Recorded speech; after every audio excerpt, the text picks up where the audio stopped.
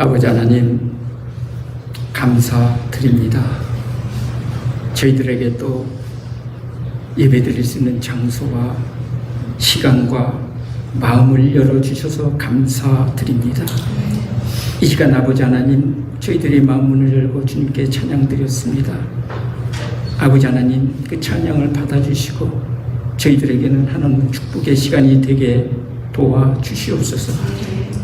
아버지 하나님 주님 앞에 간구드립니다. 사랑하는 우리 자녀들 이제 학업을 한 단계씩 마치고 졸업을 하고 또 입학을 합니다. 아버지 하나님 그 모든 과정 가운데 그들에게 지혜를 허락해 주시고 아버지 하나님 이 세상의 학업도 게을르지 않는 마음 허락해 주시고 오직 하나님을 아는 것이 그들의 지혜의 근본임을 깨달아가는 학업들이 되게 도와주시옵소서. 아버지 하나님 뜻하지 않는 여러 가지 상황으로 아버지 하나님 마음 아파하는 가정들 있습니다. 아버지 하나님 특별히 이 시간 우리 프레드릭과 진아를 위해서 기도드립니다. 아버지 하나님 우리 귀한 아들 딸의 삶에 주님께서 함께하고 계시겠다는 소중한 증거들이 그들 앞에 있게 도와주시옵소서. 아버지 하나님 또한 오늘 허구식을 한 자매님 주님 기억해 주시고 아버지 하나님 그 삶 가운데 함께하여 주셔서 저희들에게는 아버지 하나님 힘이 되고 우리 자매님에게는 희망이 되는 이 소중한 시간을 잊지 않게 도와주시옵소서. 저희들에게 아버지 하나님께서는 세상 끝날까지 너희와 함께 계시겠다고 약속의 말씀을 하셨기에 저희들은 장래의 은혜를 믿고 또 한 주를 살아갑니다. 아버지 하나님 도와주시옵소서. 오늘 말씀을 전하는 목사님 주님 기억해 주시고 말씀을 통해서 저희 마음문이 열리고 또 한 주간을 살아가는 힘이 되고 또한 저희들의 주변을 바라보며 아버지 하나님께서 허락하시고 원하시는 우리 VIP들에게 시선을 돌릴 수 있는 결단과 헌신을 할 수 있는 소중한 시간 되게 도와주시옵소서. 연로하신 어른들 무릎에 힘을 더해 주시고 아버지 하나님 나아가는 날까지 그 아름다운 믿음의 유산을 저희들이 잘 받아 누리며 살아가는 저희들 되게 도와주시옵소서. 모든 예배를 주님께 올립니다. 영광 받아주시옵고 감사드리오며 예수님 이름으로 기도드립니다. 아멘.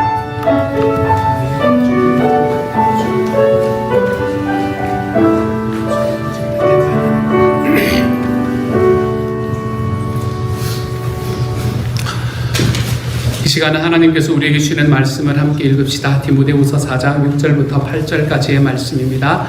우리 같은 목소리를 함께 읽도록 하죠. 함께 읽습니다. 시작. 나는 이미 부어드리는 제물로 피를 흘릴 때가 되었고 세상을 떠날 때가 되었습니다. 나는 선한 싸움을 다 싸우고 달려갈 길을 마치고 믿음을 지켰습니다. 이제는 나를 위하여 의의 면류관이 마련되어 있으므로 의로운 재판장이신 주님께서 그날에 그것을 나에게 주실 것이며 나에게만이 아니라 주님께서 나타나시기를 사모하는 모든 사람에게도 주실 것입니다. 아멘. 사랑하는 여러분, 여러분은 여러분의 인생의 마지막 순간이 찾아왔다고 느낄 때에 어떤 말을 남기고 싶으십니까? 여러분이 사랑하고 여러분과 함께 있는 사람들에게 여러분은 어떤 이야기를 여러분의 유언으로 남기고 싶습니까? 우리가 미리 생각을 하고 그 생각대로 준비한다고 해서 그렇게 될 것을 보장할 수는 없습니다. 하지만 우리가 우리의 인생의 마지막에 섰을 때에 어떤 말을 할 것인가 라고 생각하는가라는 것은 삶을 바라보는 우리의 관점과 하나님께 대한 우리의 신앙을 반영하는 이야기일 것임이 분명합니다. 저는 성경의 많은 고백들 가운데 저는 이 고백을 남겼으면 좋겠다라는 생각을 해본 적이 있습니다. 현대인의 성경의 말씀입니다. 시편 119편의 말씀인데요. 주는 선하시고 주께서 행하시는 일도 선합니다 라고 나는 마지막에 이야기하고 싶다라는 생각을 참 많이 해보았습니다. 이 고백은 저희 거는 아니고 표절입니다. 이 고백은 기도응답을 수만 번 받았다고 알려진 고아들의 아버지였던 조지 뮬러가 자기 아내의 장례식장에서 전했던 말씀의 본문이었습니다. 조지 뮬러의 아내는 심한 류마티즘을 앓고 있었는데요. 그 그 아내의 치유를 위해서 오랫동안 기도했지만 하나님께서는 이상하게 이 기도만큼은 그가 구한 대로 응답하지 않으셨고 그 아내의 생명을 데려가 버리셨습니다. 하지만 조지 밀러는 여전히 하나님께서 선하시다라는 것을 믿었고 자기 아내를 데려간 것이 하나님의 최상의 응답이라고 믿었습니다. 그가 아내의 장례식 설교 본문으로 이 구절을 선택했다는 사실이 그것을 입증합니다. 주님은 선하시고 주님께서 행하시는 일도 선합니다. 라는 이 본문 말입니다. 우리 인생에서 어떻게 이 모든 것이 선하신 하나님께서 선을 베푸신 일들이라고 고백할 수 있겠습니까? 이것은 믿음으로만 가능합니다. 선하신 하나님께 대한 온전한 신뢰, 그리고 비록 죽음 앞이지만 아직 모든 것은 완성되지 않았으며 그것을 아름답고 영광스럽게 완성하실 하나님에 대한 신뢰와 믿음으로만 가능한 고백인 거죠. 지난주에 우리는 마음 아픈 소식을 함께 들었습니다. 49살, 이제 세상에서 한참 재밌고 즐겁고 힘있게 살아가야 되는 나이에 하나님의 부르심을 받은 우리 제니 자매의 이야기를 우리는 모두가 들었습니다. 여기에는 항상 물음표가 따라옵니다. 왜요, 하나님? 왜 그러셨나요, 하나님? 이 질문들이 따라옵니다. 그 질문들에 저는 대답을 해드릴 수가 없습니다. 왜냐하면 제가 대답을 알지 못하기 때문에 그렇습니다. 하지만 제 마음에 있는 분명한 하나의 생각은 하나님께서는 가장 선한 일을 이루신다라는 그 사실입니다. 그것이 이 조지 뮬러의 마음에 있었고, 그리고 그것이 제가 이 땅에서의 제 삶을 마지막 숨을 거두는 순간에 주님께서 선하신 일을 내 삶에 행하셨다라는 것을 고백할 수 있게 되는 것, 그게 제가 가지고 있는 저의 소원 중에 하나입니다. 여러분, 우리 인생의 마지막은 우리가 원하는 방식으로 우리가 원하는 때에 찾아오지를 않습니다. 우리가 언제 어떻게 그 시간이 나에게 찾아오더라도 내가 당황하지 않고 주님께 나아갈 수 있을까 한번 생각해 보았습니다. 많은 분들은 여러분, 왜 이렇게 빨리요? 라고 묻게 될지도 모르겠습니다.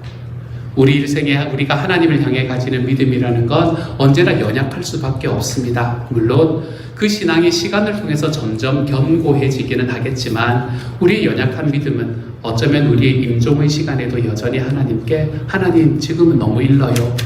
저는 아직 마치지 못한 게 있다고요. 라고 말하게 될지도 모르겠습니다. 아니면 그와는 반대로 여전히 바라는 것의 성취는 내가 보지 못했지만 하나님께서는 여전히 신실하시고 가장 선하신 분이라는 것을 좀 믿어드리면서 주님의 뜻이 이루어질 것입니다. 라고 고백할 수도 있게 될 겁니다. 대개 사람에게는 성취와 완성을 향한 의지, 우리는 살아가다 보면 뭔가를 끝마치고 싶어하는 마음들을 우리는 모두가 다 가지고 있는 것 같아요. 하지만 성경은 여러분, 모든 인생은 다 미완성이다 라는 걸 우리에게 가르칩니다. 우리는 완성하는 삶을 살아갈 수가 없을 겁니다. 우리는 일생을 주님을 닮아가기 위해서 노력하며 살아갈 겁니다. 하지만 우리는 우리 인생에서 예수님을 내가 딱 닮았다 라고 이야기하는 순간을 우리는 만나지 못할 겁니다. 그래서 바울은 자기가 아직 얻은 것도 아니고 목표점에 다다른 것도 아니다 라고 이야기합니다. 그러면서 오직 앞에 있는 것을 바라보면서 표대를 향하여 달려갈 뿐이다 라고 이야기하지요. 그래서 우리의 인생은 여러분 늘 미완성입니다. 인생뿐만 아니라 믿음도 본질상 미완성입니다. 여러분, 믿음이 만약에 완성되는 일이 있다면 그건 믿음이 아닙니다. 왜냐하면 믿음은 본질상 미래를 전제하고 있기 때문에 그래요. 여러분, 현재의 모든 것이 내 눈에 다 보여버리면 믿을 필요는 없잖아요. 다 보이는데 뭘 믿어요, 그렇죠? 내가 보면 끝나는 거지. 안 보이기 때문에 믿는 겁니다. 만일 바라는 것이 이미 이루어진 현실이 되어버렸다면 거기에 믿음이라는 건 더 이상 존재해야 될 이유가 없습니다. 믿음은 바라는 것이기에 완성된 믿음이라는 것은 없습니다. 그러므로 믿음의 본질도 원래 미완성이라는 것이죠. 우리 인생도 미완성이 그 본질에 있고 우리의 믿음도 미완성이 그 본질에 있습니다. 성경은 믿음의 인물들의 삶을 통해서 믿음의 본질이 미완성임을 우리에게 분명하게 가르치고 있습니다. 일부 예배 때는 구약의 인물들 가운데 3사람, 신약에서 한 사람의 사례를 제가 살펴보았습니다. 하지만 2부 예배 때는 시간이 없는 관계로 제가 구약 성경에서 두 사람 그리고 신약 성경에서의 한 사람의 이야기를 통해서 성경이 어떻게 믿음의 본질이 미완성임을 가르치는가라는 걸 여러분에게 좀 보여드리려고 합니다. 먼저 아브라함입니다. 아브라함 하지 맙시다. 먼저 모세입니다. 우리 다음 페이지 넘겨주시면 되겠어요. 모세, 우리 같이 먼저 우리는 모세의 삶에서도 이 사실을 확인합니다. 신명기 3장 27절 말씀 우리 같이 한번 읽어보십시다. 시작. 너는 이 요단강을 건너가지 못할 것이니 저 비스가산 꼭대기에 올라가서 너의 눈을 들어 동서남북 사방을 바라보아라. 아멘. 모세의 삶에서도 우리는 인생은 우리의 삶의 믿음이라는 것은 미완성이구나 라는 사실을 확인합니다. 모세는 이스라엘 백성의 구원자로 등장합니다. 그는 이스라엘 백성들을 이집트의 종살이에서 건져내어서 약속의 땅인 가나안으로 인도하라 라는 하나님의 사명을 받았습니다. 그리고 광야의 40년 동안에 그 역할을 잘 감당했지요. 근데 항상 끝이 문제인 것 같습니다. 여러분, 우리 끝을 잘 내는 사람이 되십시다. 여러분, 이 끝이 문제인 것 같아요. 그가 광야 생활 막바지에 발생한 한 가지의 사건으로 말미암아서 하나님은 모세가 가나안에 입성하지 못할 것이라고 이야기합니다. 네가 가나안에 못 들어갈 거다라고 말씀을 하십니다. 모세는 하나님께 자기가 가나안에 들어감으로 인해서 자기의 사명을 좀 완수하게 해주십시오 라고 간청하지만 하나님께서는 이 일로 너가 나한테 더 이상 구하지 마라 라고 단호하게 거절합니다.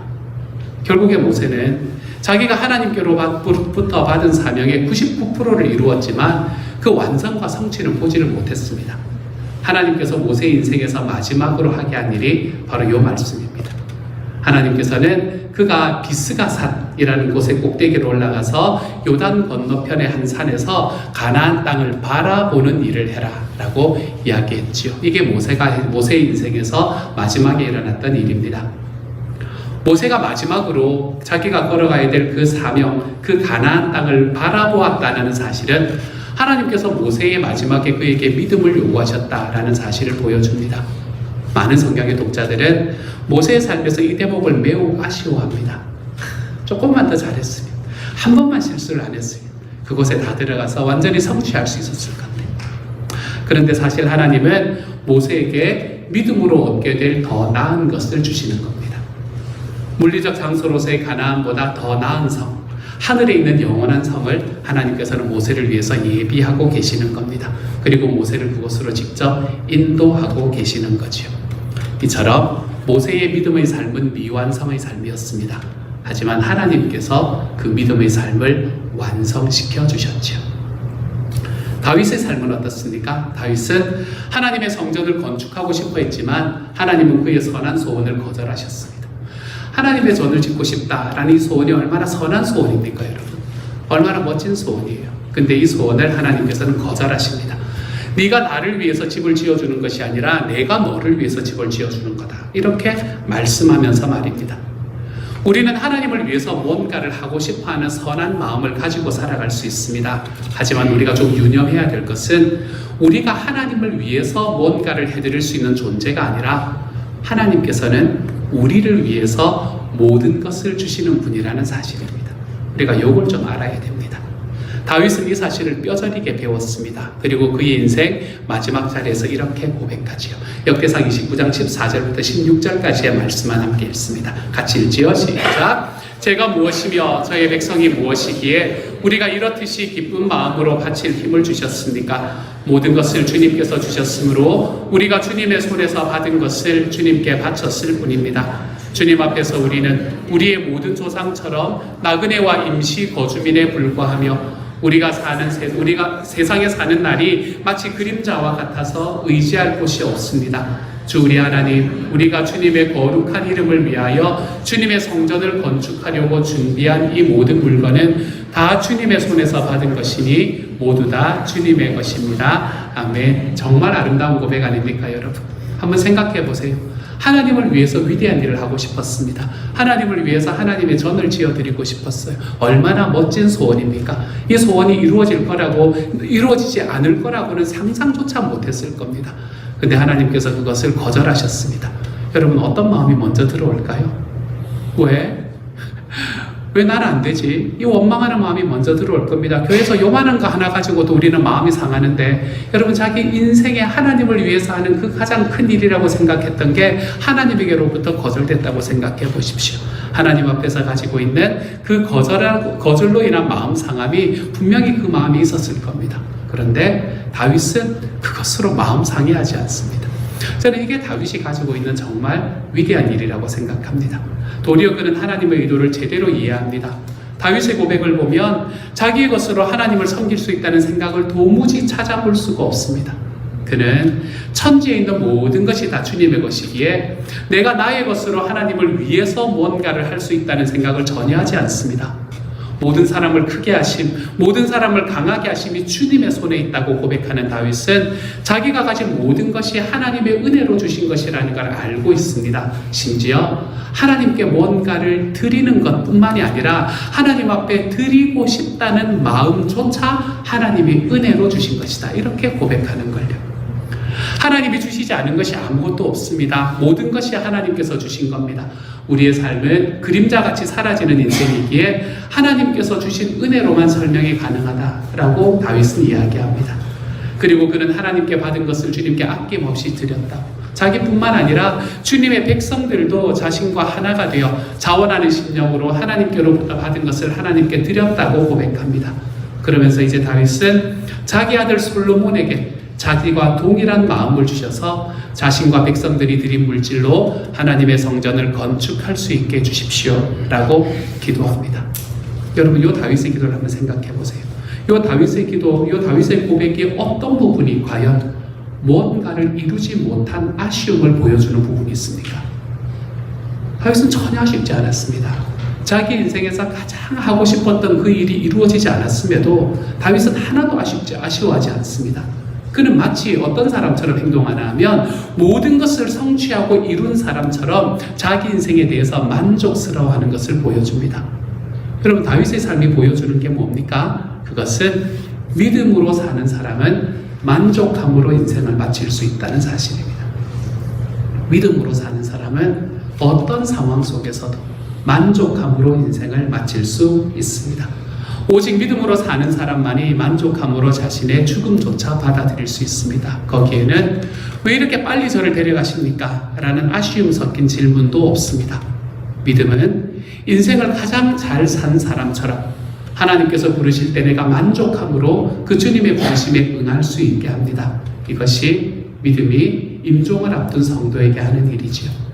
다윗은 그렇게 믿음으로 사는 사람의 삶이 어떤 것인지를 우리에게 보여줍니다. 그 삶은 내 삶이 비록 미완성일지라도 내가 하나님께 만족하는 삶, 그것을 우리에게 보여주고 있는 거지요. 구약을 두 사람 살펴봤으니 이제 신약의 인물을 한번 살펴봅시다. 신약의 인물 가운데 사도 바울을 살펴보죠. 오늘의 본문입니다. 오늘의 본문에서 그는 자신의 영적인 아들이고 제자인 디모데에게 그의 마지막 유언처럼 이렇게 말합니다. 오늘의 본문 읽었지만 다시 한번 읽어보죠. 시작. 나는 이미 부어드리는 제물로 피를 흘릴 때가 되었고 세상을 떠날 때가 되었습니다. 나는 선한 싸움을 다 싸우고 달려갈 길을 마치고 믿음을 지켰습니다. 이제는 나를 위하여 의의 면류관이 마련되어 있으므로 의로운 재판장이신 주님께서 그날에 그것을 나에게 주실 것이며 나에게만이 아니라 주님께서 나타나시기를 사모하는 모든 사람에게도 주실 것입니다. 아멘. 바울은 지금 자신의 죽음이 다가오고 있다는 것을 인식합니다. 자기의 죽음이 다가오고 있다는 것을 인식한 바울은 자신이 선한 싸움을 다 싸우고 자기의 달려갈 길을 마치고 믿음을 지켰다라고 이야기합니다. 여러분, 바울은 지금 자기가 해야 될 일을 다 마친 것처럼 자기의 사명을 다 완수한 것처럼 그렇게 말하고 있습니다. 그런데 바울이 진짜 자기가 행하고 싶은 것들을 다 완수했습니까? 그렇지 못했습니다. 바울이 원했던 것은 스페인에까지 가서 복음을 전하는 것이었습니다. 그는 자기가 그 사명을 감당하기를 간절히 원했습니다. 왜 스페인인가? 스페인은 그때 당시에 이 사도 바울이 생각했던 땅끝이었습니다.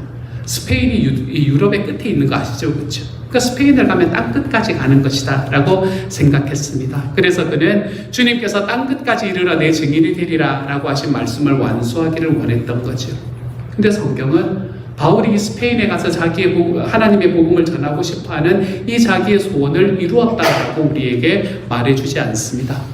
물론 그가 로마에서 석방되었다가 다시 마지막으로 투옥되기 전에 스페인에 가서 복음을 전했다는 이야기도 있습니다만, 바울이 그곳에 가서 복음을 전하려는 자신의 열망을 온전히 성취했는지는 성경은 우리에게 불확실하게 이야기합니다. 그러므로 우리는 사도 바울이 내가 선한 싸움을 다 싸우고 나의 달려갈 길을 마치고 사명을 완수했다라고 말할 때 그가 원하고 바라던 모든 것을 다 성취하고 다 완성했다는 의미로 받아들여야 될 이유가 없습니다. 중요한 것은 죽음의 시간에 다가온 것을 아는 바울에게는 여전히 바라는 것이 있다는 사실입니다. 그는 자신을 위해 의로우신 재판장이신 주님께서 주실 의의 면류관을 바라보고 사모합니다. 이것이 죽음을 앞둔 성도 안에서 믿음이 하는 일입니다. 바울의 선교 사역은 주님께서 의의 면류관을 씌워주실 때 완수될 겁니다. 바울이 완성하는 게 아닙니다. 완성하시는 분은 하나님입니다. 그럼에도 불구하고 그는 모든 것을 완수한 사람처럼 만족하며 자신의 죽음의 시간을 맞이합니다. 자기의 삶에서 이루어지지 않은 것들이 있음에도 불구하고 그는 만족하며 주님 앞에 자기의 삶의 마지막을 맞이합니다. 이것이 성도들이 죽음 앞에서 믿음으로 취할 수 있는 특권이 되는 거죠. 우리는 모세와 다윗과 바울의 삶을 살펴보았습니다. 이들은 그 누구도 인생의 시간 안에서 인생의 마침표를 찍은 사람이 없습니다. 믿음으로 살았던 하나님의 사람들은 인생의 미완성임을 우리에게 보여줍니다. 인생이 미완성일 뿐만 아니라 믿음도 본질적으로 미완성입니다. 사랑하는 여러분, 우리 인생의 마침표를 찍는 것은 우리의 몫이 아닙니다. 그것은 전적으로 하나님의 몫이죠. 우리는 우리 자신의 죽음을 포함해서 어떤 사람의 죽음을 때이른 죽음이라고 생각할 수 있습니다. 아직 이룬 것이 없으니까, 완성한 것, 성취한 것이 없으니까 우리는 그렇게 생각할 수 있습니다. 그러나 때를 결정하시는 분은 하나님이십니다. 그리고 인생은 그 어떤 때에 우리가 부름을 받아도 우리의 인생은 미완성입니다. 우리의 몫은 내 인생이 이제 끝이다 라고 마침표를 찍는 것이 아니라 우리의 삶의 쉼표를 찍는 겁니다. 죽음을 통해서 우리가 잠깐 쉴 때 하나님은 우리의 미완성의 인생을 주님이 완성해 주십니다. 그래서 하나님만이 처음일 뿐 아니라 마지막이 되십니다. 하나님만이 알파이고 오메가가 되신다 라고 말씀은 이야기합니다. 인류 역사에서 유일하게 자기 인생의 완성의 마침표를 찍은 분이 계시다면 그는 사람의 몸을 입고 이 땅에 오신 성자 예수님 뿐입니다. 예수님은 십자가에서 돌아가시기 직전에 다 이루었다 라고 이야기하고 운명하셨습니다. 죽음의 자리에서 이렇게 말할 수 있는 자격을 갖춘 사람이 누구입니까? 그 어떤 인간도 이렇게 말할 수가 없습니다. 오직 하나님만이 이렇게 말씀하실 수가 있죠. 저는 이번 주에 주일 설교를 준비하고 생각하면서 J.R.R. 톨킨이라는 분이 쓰신 단편 소설 니글의 이파리라는 책을 많이 생각했습니다. 예전에 제가 우리의 삶에 있는 이 피스들이 하나님의 큰 그림을 이룬다라는 이야기를 할 때도 제가 요 내용을 소개를 드렸는데요. 제가 요 단편 소설을 참 많이 생각했더랬습니다. 니글이라는 말은 뭐를 의미하냐 하면 영어로는 깨작거리거나 비능률적으로 일하거나 쓸데없이 시시콜콜 사소한 일에 시간을 낭비한다라는 뜻을 가진 단어가 바로 니글이라는 단어입니다. 그리고 여기서 나오는 니글은 톨킨 자신을 가리킨다라고 이야기합니다. 이 니글은 화가였는데요. 이 사람에게는 꼭 그리고 싶은 그림이 있었습니다. 이파리 하나에서 시작해서 나무 한 그루 전체의 이미지, 그리고 그 나무 뒤에 펼쳐진 멋진 세계를 그는 그려내고 싶었습니다. 니글은 이 그림을 위해서 사다리를 타고 올라가야 할 만큼 큰 캔버스를 준비합니다. 언젠가 내가 죽기 전에 이 그림만은 꼭 완성해보리라 라고 생각했던 니글은 큰 화폭에, 자기가 준비한 그 큰 화폭에 그림을 그려나가기 시작했습니다. 그런데 두 가지 이유로 이 그림이 진척이 되지가 않는 겁니다. 하나는 니글이 나무 전체보다 이파리 하나에 너무나 공을 들이고 있었기 때문에 그렇습니다. 전체 나무를 그려야 되는데 이파리 하나 그리는데 온 힘을 다하고 있는 거예요. 또 하나 이유는 니글의 착한 마음 때문이었습니다. 니글은 이웃들의 부탁을 들어주느라 너무 자주 붓을 내려놓아야만 했습니다. 어느 날에 니글은 자기의 시간이 얼마 남지 않았다는 사실을 깨닫습니다. 그런데 그날도 어김없이 한 이웃이 자기 아내가 아프니까 비 내리는 차가운 밤거리를 달려서 의사를 좀 불러달라고 부탁합니다. 결국 그 부탁을 들어준 니글은 독감에 걸려서 고열에 시달리다 죽음을 맞게 됩니다. 니글의 눈에서 눈물이 왈칵 쏟아져 내립니다. 이 불쌍한 니글은 엉엉 울면서 소리칩니다. 아직 완성하지 못했단 말이에요 라고 소리칩니다. 여러분, 얼마나 많은 사람들이 공감할 수 있는 대목입니까? 우리 인생의 마지막에 서서 아직 끝내지 못한 게 있단 말이에요 라고 이야기하는 이 이야기. 그런데 이 이야기는 여기서 끝이 나지 않습니다. 이야기는 이어집니다. 니글은 하늘나라 기차를 타고 하늘로 올라가는데 거기서 두 가지의 소리를 듣게 됩니다. 세월을 허송하고 평생 이뤄놓은 것이 없다고 꾸짖는 엄한 공의의 목소리가 하나였고, 또 하나의 목소리는 니글이 이뤄놓은 니글이 한 일을 잘 알고 있으며 그가 남을 위해 희생하는 쪽을 선택했으니 잘했다라고 말하는 자비의 목소리였습니다. 그렇게 이 두 가지의 목소리를 들으며 하늘나라의 가장자리에 거의 이르렀을 때에 니글은 상급처럼 보이는 무언가를 보고 그곳으로 달려갑니다. 그런데 거기에는 이 니글이 평생 꿈꾸던 것이 서 있었습니다. 커다란 나무. 그가 그리고 싶었던 상상 속의 그 나무가 거기에는 완성된 모습으로 서 있는 겁니다. 자기가 그리고 싶었던 나무의 배경까지 다 포함해서 말입니다. 니글은 천천히 팔을 들어 활짝 벌리고 말합니다. 이건 선물이야 라고요. 여러분, 니글은 고작 이파리 하나를 그리고 죽었습니다. 그리고 니글의 미완성인 작품은 사람들의 주목도 별로 끌지 못하고 있었지만 영원하고 참된 곳에서 니글은 놀랍게도 완성된 자신의 나무가 상상의 산물이 아닌 영원히 살아 즐길 수 있는 실제로 자기 앞에 선 것을 보게 된 겁니다. 이것이 톨킨의 단편 니글의 이파리라는 책의 줄거리입니다. 우리는 뭔가 성취하려고 꿈꿉니다. 하지만 이룰 힘이 없고, 그러다가 이 힘이 없는 과정 속에서 이파리 하나 그리다가 우리 인생을 마치게 될 겁니다. 그리고는 잊혀지게 되겠지요. 하지만 이것이 이야기의 전부가 아닙니다. 죽음 너머에는 영원한 실제가 있습니다. 우리도 인생을 살다가 불현의 죽음의 시간이 찾아올 때 이파리 한 장 그리고 간다라는 생각에 아직 완성하지 못했단 말이에요 라고 니글처럼 울부짖을지도 모릅니다.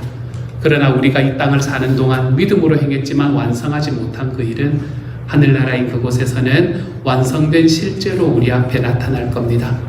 우리가 이 땅에서 믿음으로 행한 모든 일들이 다 그렇습니다. 우리가 믿음으로 행하는 모든 선한 수고는 아무리 단순하고 사소할지라도 하나하나가 영원 무궁한 가치를 가집니다. 이것이 장래의 은혜를 바라는 믿음이 보게 될 열매가 됩니다, 여러분. 그러니 지금 여러분의 눈앞에 의미 없어 보이고 작고 하찮아 보이는 여러분의 사명을 무시하지 마십시오. 그 작은 사명들을 믿음으로 좀 행하면서 살아가십시오. 내가 살다가 평생 이파리 하나 그렸다 라고 말할지라도 여러분이 오늘을 믿음으로 살아가십시오. 믿음으로 더 많이 사랑하십시오. 그 작은 일조차 완성하지 못하는 우리들이지만 언젠가 우리는 하나님께서 완성해 주시는 진짜 나무를 보게 될 겁니다. 그러므로 믿음으로 사는 삶은 결코 헛되지를 않습니다. 우리의 미완성의 인생은 선하시고 전능하신 하나님께서 완성하실 것을 믿음으로 바라보고 살아가는 인생이기 때문에 그렇습니다. 예수님께서는 이 땅에서 그분의 마지막 순간에 가서 제자 삼아라, 영혼 구원에서 제자 삼는 사람이 되어라 라는 말씀을 남기셨습니다. 예수님을 내 주님이라고 고백하는 우리이기에 이 사명을 감당하는 것이 우리의 삶에 있어서 변하지 않는 방향이 됩니다. 그런데 그렇게 우리 인생을 살다 보면 하나님을 위해서 뭔가 대단한 일을 이루지 못할 수도 있습니다. 우리 평생 살면서 그저 이파리 하나처럼 작은 것에 매달려서 깨작깨작거리다가 우리가 주님을 만날 수도 있습니다. 이번에 포틀랜드에 갔더니 목사님 한 분이 그렇게 이야기하시더라고요. 분가하는 게 평생의 꿈입니다. 이렇게 이야기를 하시더라고요. 목자를 지금 몇 년을 했는데 5년인가 6년인가 하셨는데 제가 다른 건 다 해봤는데 목장에서 허그식도 해봤고 목장에서 세례자도 나왔고 다른 건 다 해봤는데 분가를 못 해봤습니다. 분가하는 게 꿈입니다. 기도해 주세요. 이렇게 이야기하시는 목사님이 계시더라고요.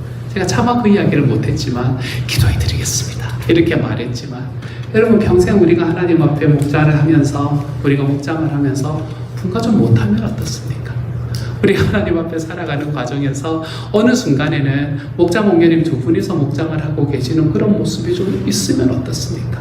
우리 평생 살아가면 이파리 하나 그리고 마무리하면 어떻습니까?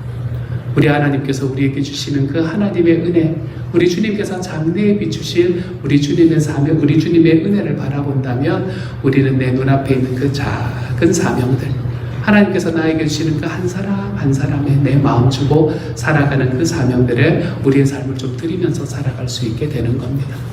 우리는 가정교회를 시작한 지 14년이 되었더라고요, 벌써. 이번에 포틀랜드 성결교회 갔더니 온누리 성결교회를 갔더니 온누리 교회라고 이야기를 하더라고요. 온누리 교회를 갔더니 거기에 계시는 분들 올해 10년째라고 이야기를 하시더라고요. 그러면서 우리가 14년 했다 그러니까 우와 이러시더라고요. 우리는 어디 가서 이제 한 30년 했다는 분들 보면 와 막 이러고 있는데 우리가 그렇게 적게 한 편이 아니구나 라는 생각을 다시 한번 해보게 됩니다. 우리가 14년을 해오면서 14년 전에 우리가 112 중보기도가 지금 22기까지 했죠. 그렇죠? 11년을 한 겁니다, 여러분. 11년을 112 중보기도를 하는데 1기 112 중보기도에 올라와 있던 VIP 리스트가 지금도 있는 분이 계십니다.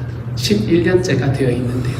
여러분, 한 분을 향해서 우리의 온 힘을 다해서 섬겨보는데 변화가 없고 그분이 우리 하나님 앞으로 나오는 데는 한 걸음도 변화되지 않은 것 같고 나는 그동안에 뭐 했나 싶고 열매가 없는 것 같고 이파리 하나 그냥 그리다가 이렇게 끝나는 것이 아닌가라는 생각이 들 수도 있습니다. 하지만 기억하십시오, 여러분. 우리가 그리는 하나의 이파리, 내가 그 주님께서 주시는 사명에 내 마음을 드리고 하나님 앞에 걸어가면 주님께서는 우리에게 우리 하나님의 나라에서 내가 하나님 앞에서 소원했던 그 놀라운 소원대로의 그림을 보여주실 분이 바로 우리 주님이 되시는 겁니다. 그러니까 내 눈앞에 있는 이파리들, 그가 하나 그리는 그 사명에 여러분의 삶을 좀 드리면서 살아갈 수 있는 하나님의 사람이 되어 가십시오. 뭔가 작은 것 깨작깨작거리다가 주님을 만남에도 불구하고 중요한 것은 장래에 하나님께서는 우리가 살아갔던 이 작은 일들을 완성해 주실 은혜를 누리게 될 거라는 겁니다. 여러분 그 순간이 얼마나 감격스러울까요? 그날은 우리의 삶을 완성시켜 주시는 선하신 하나님을 바라볼 겁니다. 하지만 우리의 삶은 그날을 바라보며 살아가는 것만이 아닙니다. 우리가 선하신 하나님께 대한 온전한 신뢰로 우리의 장래의 은혜를 바라보며 살아가는 믿음으로 살아가기에 우리는 오늘의 삶에서도 낙심하지 않습니다. 두려울 것이 없습니다. 불안하지 않습니다. 초조함으로부터 자유로워질 수 있게 됩니다. 주님의 소원을 이루려는 우리의 사명에서 우리는 작은 이파리 하나 그리고 마무리할지도 모릅니다. 하지만 우리의 미완의 삶을 완성하시는 하나님이 주실 장래의 은혜를 바라는 믿음이 여러분의 삶에 충만한 기쁨을 만들어낼 수 있기를 소망합니다. 여러분 인생의 마지막 자리가 주는 선하시고 주께서 행하시는 일도 선합니다 라고 믿음으로 고백할 수 있는 자리가 될 수 있기를 축복합니다. 우리는 다음 주에 2주 후에 VIP 초청잔치를 함께 하게 됩니다. 여러분의 삶 속에서 안 될 것 같아 저 사람은 그동안에 내가 10년을 했는데 안 돼 라고 이야기하는 분들을 향해 우리의 마음을 다시 한번 열어볼 수 있는 시간이 되기를 소망합니다. 하나님께서 나를 통해서 하나의 이파리를 그려가시는 그 과정임을 좀 기억하시고 내가 그거 그리다 이 땅에서 주님을 만나면 어떻겠습니까? 그렇죠? 우리 하나님께서 주시는 나의 오늘의 사명 잘 감당하시면서 그날 우리 하나님께서 우리에게 보여주시는 그 사람들 우리 하나님 앞으로 다시 한번 올 수 있는 기회로 삼아 볼 수 있는 저와 여러분 우리 입술이 열리고 우리의 마음이 열리고 우리의 삶이 좀 열려볼 수 있는 하나님의 사람 나의 오늘의 이파리를 우리 하나님 앞에 그려볼 줄 아는 우리의 두 주가 될 수 있기를 우리 주님의 이름으로 축복합니다. 이제 평안한 마음으로 세상에 돌아가십시오. 선한 일에 용기를 가지시며 악을 악으로 갚지 마십시오. 항상 연약한 자를 도우시며 병든 자를 찾아보시며 곤란당하는 이웃을 위로하십시오. 모든 사람을 존경하시며 주님께 봉사하고 주님을 사랑하십시오. 모든 일을 믿음과 사랑으로 행하시며 어떤 일에도 소망을 포기하지 마십시오. 그리고 거룩하신 성령님께 순종하여 기쁨과 감사의 생활을 해나가십시오. 우리 하나님 아버지는 여러분을 항상 도와주실 것입니다.